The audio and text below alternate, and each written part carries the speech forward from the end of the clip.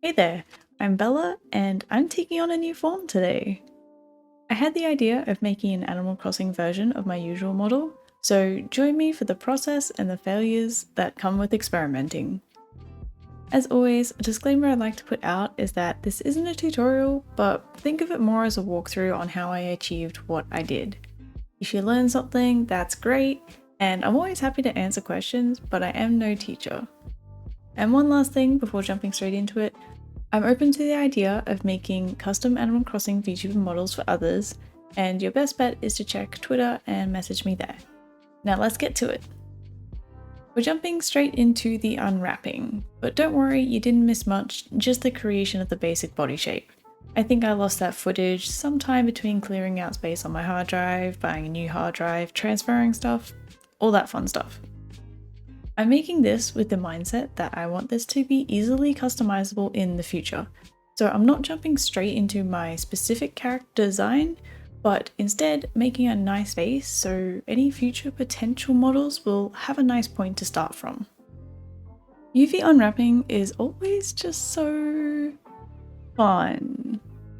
I mean, the cutting and unwrapping part is fine for me, but the Tetrising all the pieces together to make the UV map as efficient as possible, with as few gaps while still keeping each island a decent size and similar in density, is a real challenge.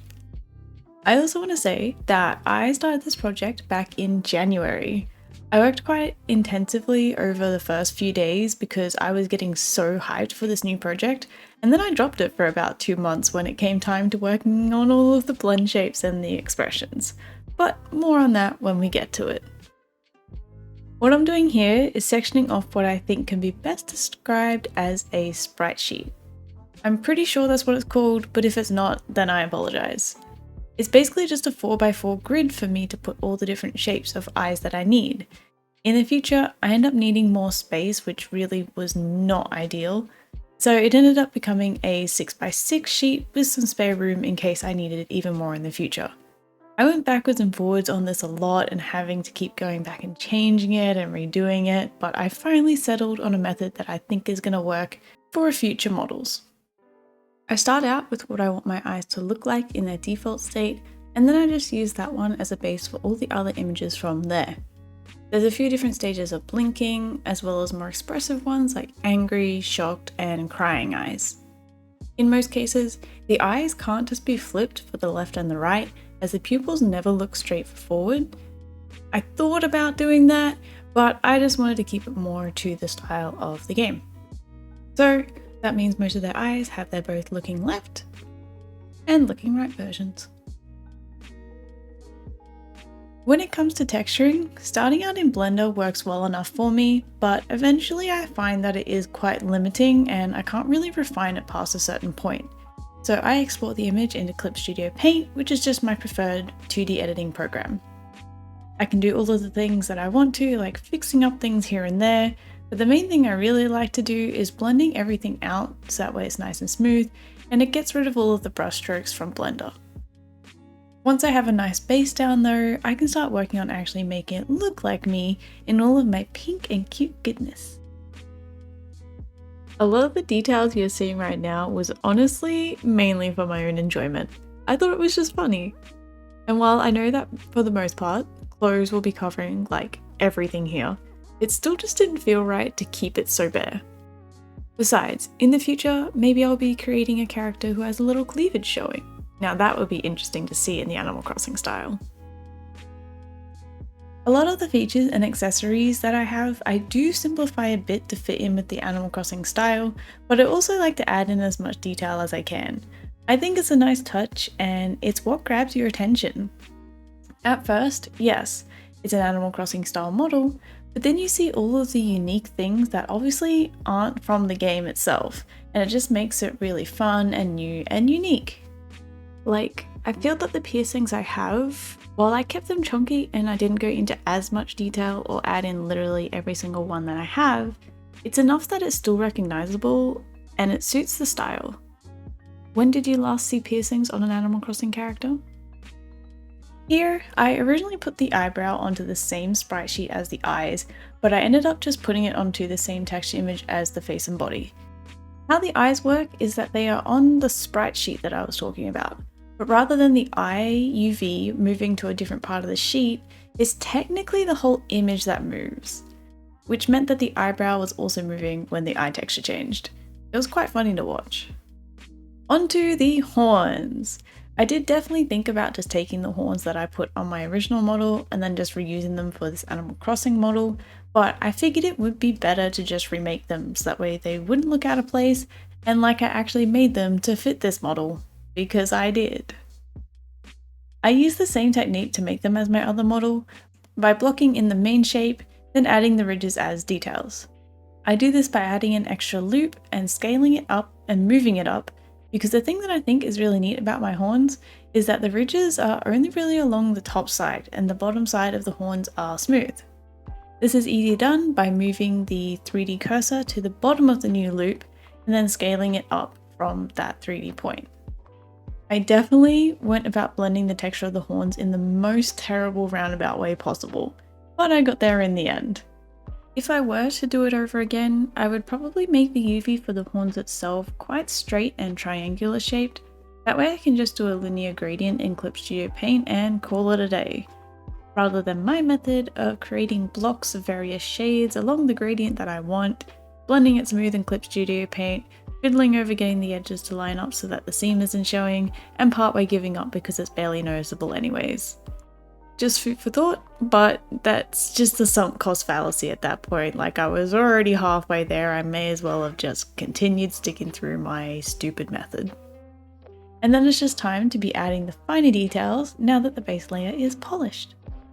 I always find it so satisfying to make chains in Blender, and I always just use the same basic method, which is easy to adjust for whatever reason, because it works and it's foolproof. I made a curve to define the path that the chain will take, and you can just adjust that as needed, either now or later in the future. And then I just have the object of a torus. I make it low poly because it's a small detail that doesn't need that high resolution. Then the torus gets an array modifier, which repeats this object in a line, and then a curve modifier to put that whole line of toruses along the curve. Easy peasy. For the clothing top, I make a template from the body mesh and duplicate that onto a new object.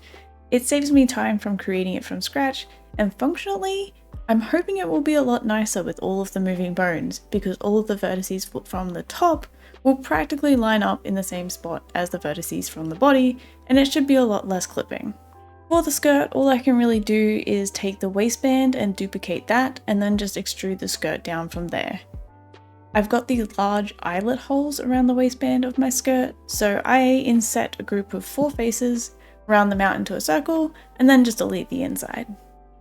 Then I'm just making the zipper part of the skirt and the buckles for the shirt out of some basic 3D shapes. Because the buckle will be duplicated a few times, I make sure to unwrap it first, so that any of the duplicated ones will also have the same UV and texture.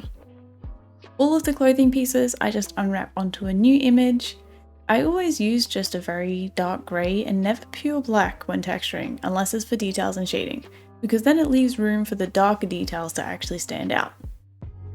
I'm adding details like the eyelets and also realistic seams in the clothing, which I always think is just a nice touch that doesn't stand out as actually being there, but it's believable and breaks up large blank sections of texture.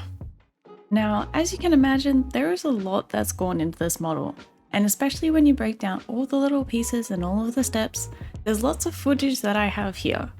So I'm just going to skip past the rest of the texturing because I feel like you've seen enough of that for now, and let's move on. Surprisingly, I didn't procrastinate making the hair this time. Yes, I did put it off until after most of the other modeling was done, but I was actually kind of keen to get stuck into it. I already knew the hairstyle that I was doing and roughly how I would go about making it because I've already made this hairstyle for my other model. But I thought it was going to be fun to simplify it into the Animal Crossing style. It was definitely interesting to reshape it to fit this massive square head, but I think it turned out very cute. The bulk of the hair I constructed using simple curves, using Alt-S to scale what points I needed to make them more unique and dynamic and taper. And then it's just a case of duplicating and modifying each piece to build up the bulk of the hair. I used a similar technique to the clothes for the base of the hair. I duplicated out the base and scaled it up a bit, and then I got to work adjusting the hairline and making it look all shaggy and shaved. After the outline looks good enough, I go in and extrude out different points for a more 3D shaved look, and you can kind of see that when I turn to the side there.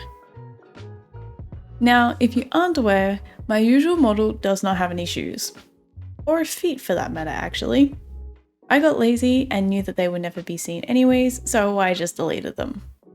So I thought a lot about if I would do the same for this model and keep it a running joke, and just cut the feet off at the ankles, but I decided against it. I figured that I would probably have most, if not all of this model shown because of the style of it, rather than just the bust up like the usual Vtuber models. So I made the shoes I always had in mind to make for my other model, but again, I just simplified it into the Animal Crossing style. They're essentially just combat boots, but I think they suit really well. The base is again quite simple, just taking a duplicate from the body model and forming it into the shape of my shoe. I do a couple of little things like taking a chunk out of the sole to separate that heel section, and then I just extrude out the faces around the tongue flap to create a little 3D ridge for added detail. I didn't end up having the space on my clothes texture to add on the shoes, so I just had to put them on a new texture.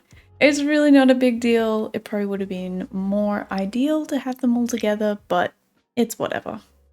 While I work on texturing the shoes, I will talk a little bit about UV maps.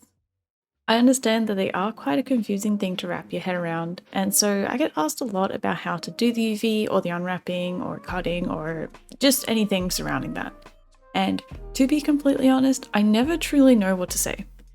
I am quite a visual person, so it is a bit easier for me to wrap my head around, I guess, but at least for these shoes, I focused on making cuts around all of the main pieces. So the bottom of the sole will be one flat piece. The sides of the sole and the body of the shoe, I split down the front and the back to separate it into halves. I could have just left it as one piece and done just a cut down the back. The benefit to doing this is that there won't be a seam straight down the front where it would be more visible, but the drawback for me is that it is a lot more difficult to fit that piece onto the UV as it is a lot larger and it will have a weirder shape to it. Then lastly, the tongue has a seam all the way around it, and then the top faces that fill in where the leg connects is its own circle as well. There really is no right or wrong way to do this kind of thing. It's all just problem solving and figuring out what method works for you and what you are willing to compromise on. And we are back to the hair. If you thought that I was editing this video in a way that made sense, well, sorry to disappoint. I usually don't work very linearly, so this is all just in the order that I recorded it. I usually get a little tired of working on something for long periods, so I'll take a break and work on something else, like working on the shoes halfway through the hair. It's also a good time to take a break and come back to things with fresh eyes, and usually things will stick out to me that need changing or fixing or adjusting. But now, I'm taking all of those hair curves and turning them into meshes. I'm capping off all of the ends that I left unfinished before, and either adding or taking away detail where needed, especially the underneath parts where the hair isn't seen. I do wish that I added a bit more detail in the larger hair pieces.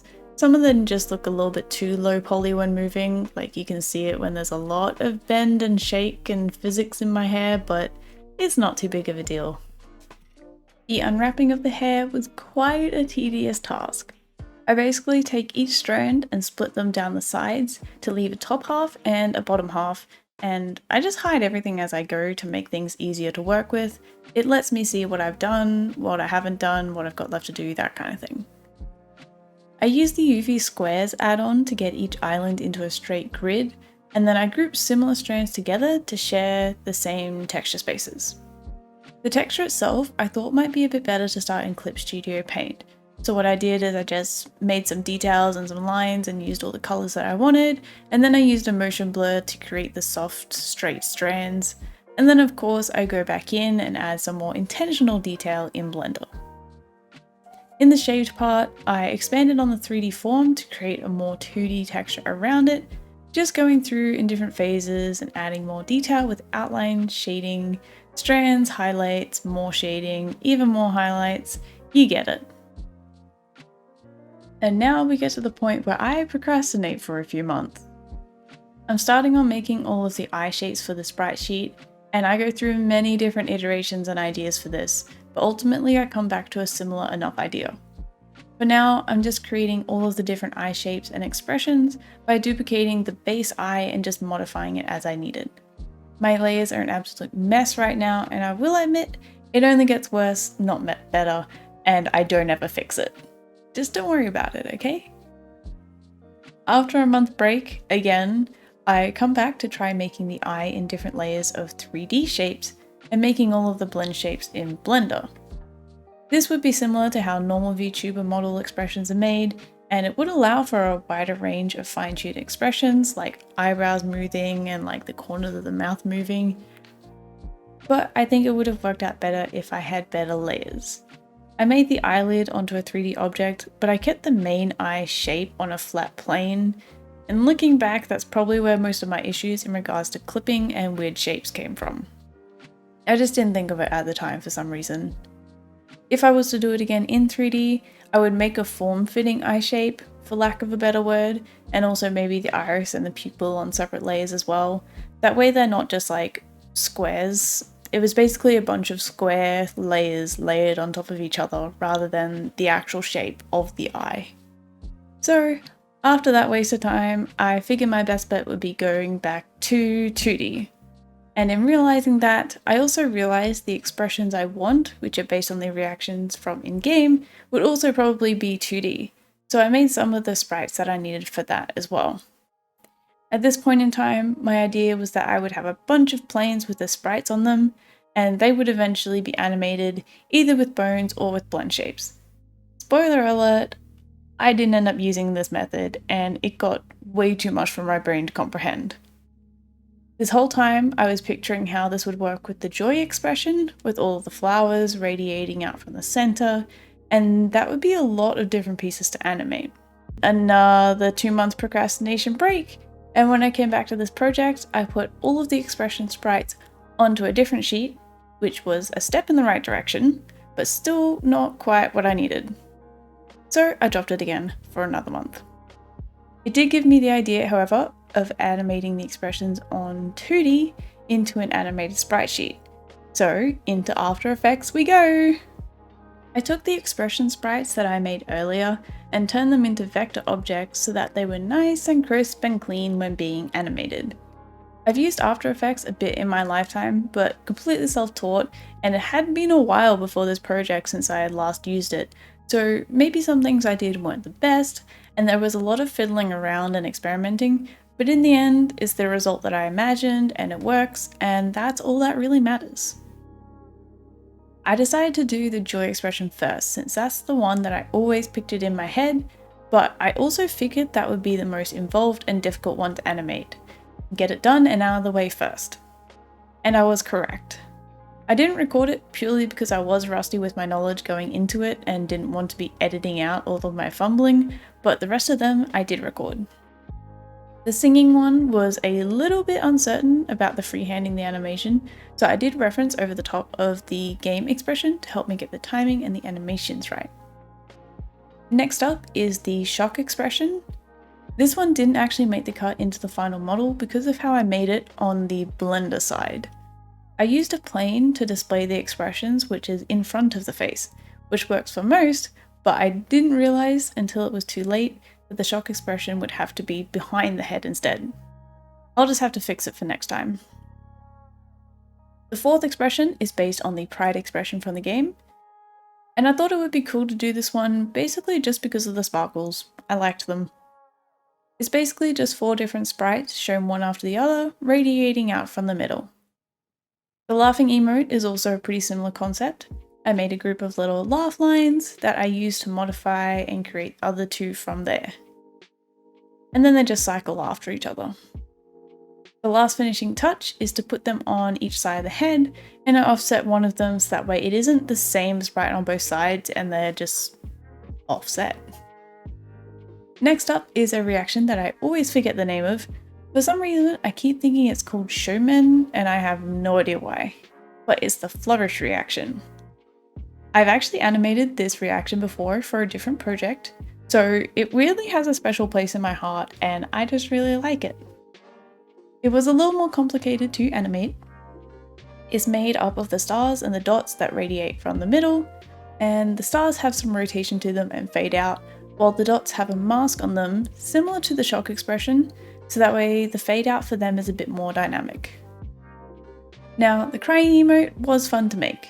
I didn't know why, it was just different compared to the others. I've got the tears, which are these rough oval shapes with a radial gradient, and I also bring that mask back so that the middle is a bit more translucent than the outer. They are animated across on a curve with some rotation to them and a squash to their shape. Duplicated a couple of times, changed the trajectory and the timing, and there you have it. The last two are the blushing and mischief reactions. They're very easy and I didn't record them because they were just like little bits working on them over a long period of time. I was starting to procrastinate again. After finishing all of the animations, I felt really great with what I had achieved, but I had no idea how I would even go into implementing it, so I abandoned it again for another month. Honestly, it did feel like a lot longer, but when I did finally commit to working on it again, boy did I commit to it.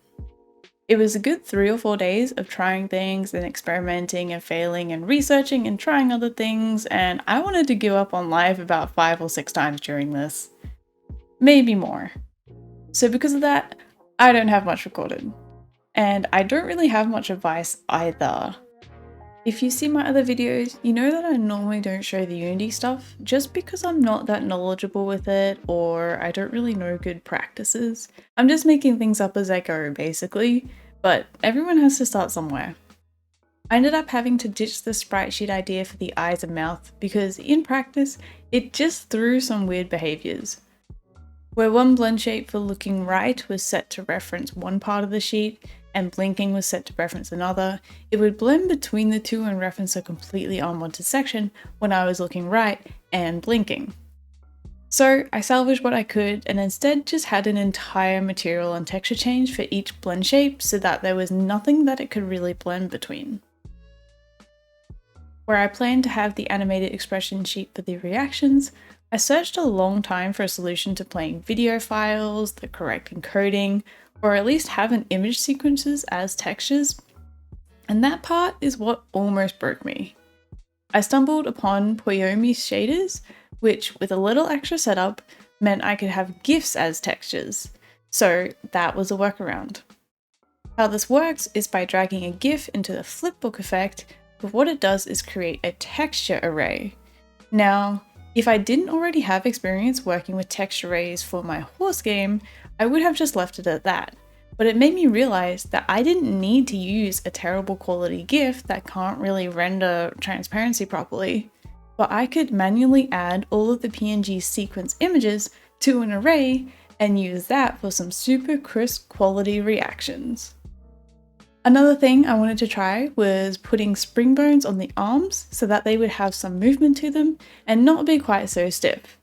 That obviously didn't work out, so I found out a way to have animations play.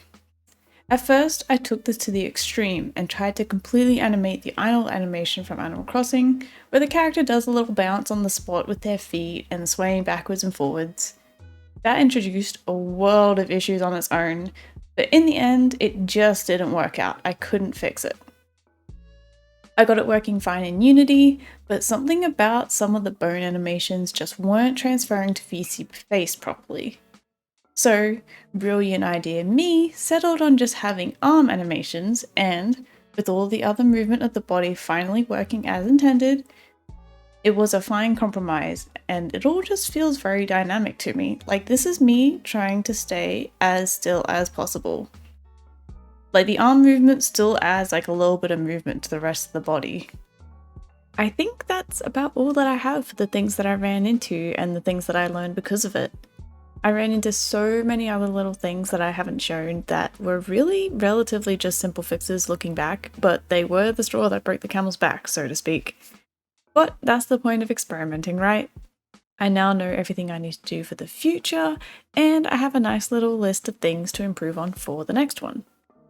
On that note, I would love to be open to the idea of taking commissions for this kind of model.